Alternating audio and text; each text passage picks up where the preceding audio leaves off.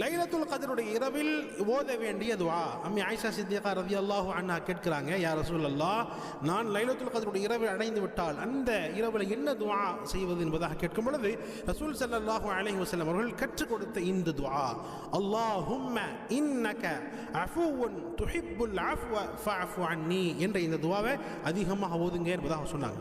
மீண்டும் சொல்லுகிறேன், அல்லாஹும்ம இன்னக அஃபுவுன் துஹிப்புல் அஃவ ஃபஅஃபு அன்னி. இந்த துஆவுடைய பொருள் என்ன? யா அல்லாஹ், நிச்சயமாக நீ மன்னிப்பவன், மன்னிப்பை விரும்பக்கூடியவன்.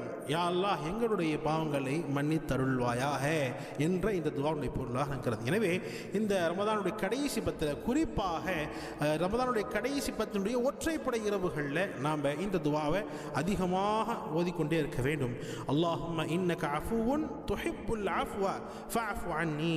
யா அல்லாஹ், நீ மன்னிப்பவன், மன்னிப்பை விரும்பக்கூடியவன். யா அல்லாஹ், என்னுடைய